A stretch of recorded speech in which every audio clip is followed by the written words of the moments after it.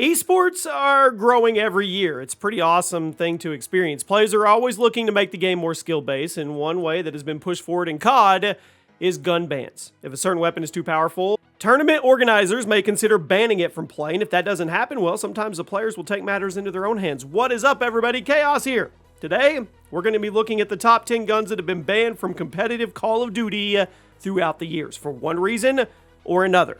So be sure to let me know which of these you use the most. Drop a like, and let's start off with the AK47 in Cold War. Now, compared to Modern Warfare, Black Ops Cold War was a much more interesting game from a competitive standpoint. The faster gameplay, the more movement-oriented map design, it made things a lot more fun to watch, and the players certainly felt more engaged.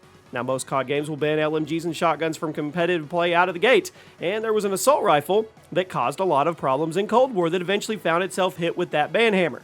The AK was largely seen by the community to have too much power behind every shot and a far too generous fire rate for such strength. It was the target of a few gentlemen's bans before being officially booted out of competitive play in June of 2021. It was near the end of the official season, but I guess they eventually got it there.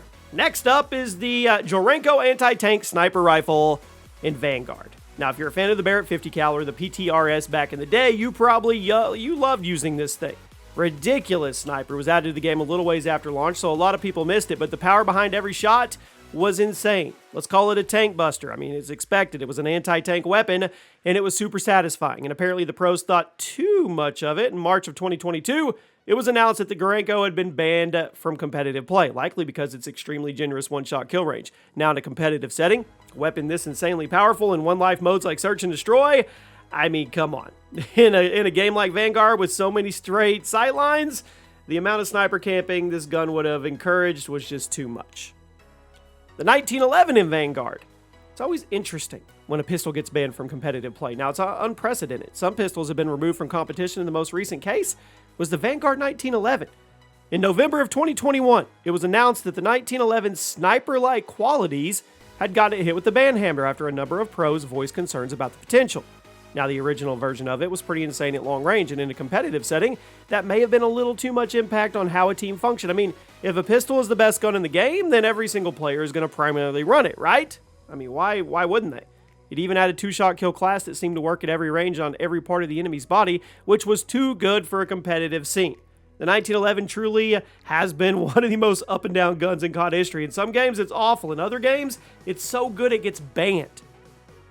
The XM4 in Cold War. Now, the AK was the main talk of competitive players for the season. It wasn't the only assault rifle that caused problems. The only difference was this one actually got banned way earlier.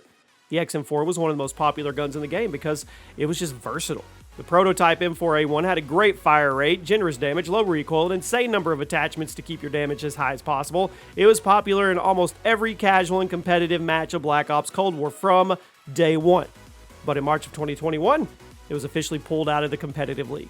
Organization heads were fed up with how well the XM4 performed in just about every scenario, and they decided to make a move to get some more variety in the tournaments.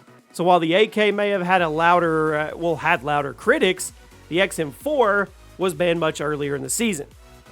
At number 6, the bar in Vanguard. Now, when Vanguard came out, it was a big point of conversation. Fire rate was drastically toned down from its COD World War II iteration, but the Vanguard bar, it was very powerful, capable of killing enemies with just 2 bullets from pretty far away.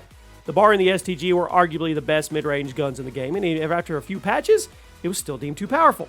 The bar had officially been restricted from play in the CDL due to its versatility and the insane damage per shot. Now, in the hands of a pro player, the gun was too much. I think the CDL made the right call. At number 5. The Rampart 17 in Black Ops 4. It was basically the Black Ops 4 version of the iconic Scar H. Fired relatively slow, hit like a Mack truck.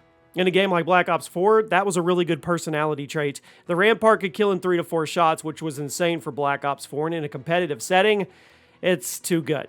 Now, it was never officially removed from competitive play, but it was taken care of via gentlemen's agreements at nearly every event. Because of the great time to kill, it just changed the flow of the game too much, and the competitive community felt the need to take matters into their own hands and ban it themselves. At number 4 today, all tactical rifles in Cold War. Now, we've talked about a couple Cold War bans already, but outside of the assault rifle category, a lot of guns found themselves at the mercy of the new CDL rule set. So when the Cold War season started, tactical rifles like the DMR and the M16 were legal in tournament play, but After the game had been out for some time, the community tinkered around in the gunsmith. This category of weapons started causing a lot of problems. So after a series of gentlemen's agreements, Treyarch finally updated the competitive rule set in February of 2021. They banned all tactical rifles. It was actually a controversial update in the COD community because with this change, over a third of the guns in Black Ops Cold War had been banned from competitive play. I'm all for narrowing down the sandbox in order to make the game more competitive.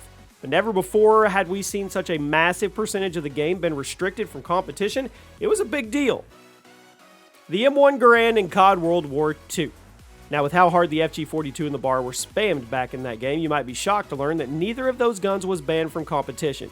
Despite not being the most popular pick in pubs, the M1 Garand got a lot of attention from the competitive community due to its 2-shot kill potential and the high fire rate cap. Now, compared to most other guns in COD World War II, the Garand had a very fast theoretical time to kill, and when it was in the hands of somebody with great aim like a pro player, it could be arguably game-breaking. It was banned via gentlemen's agreements in many competitive matches due to how much it changed the flow of the game when every single player in the game had really good aim. And speaking of semi-auto rifles that broke competitive play, we segue into number 2.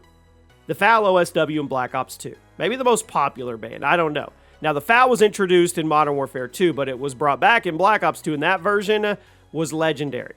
It was one of the best assault rifles in franchise history. Mobility, no recoil, insane two-shot kill range. It could delete people from anywhere. I mean, faster than the target could possibly react, and since the average pro player had good aim, it was a problem.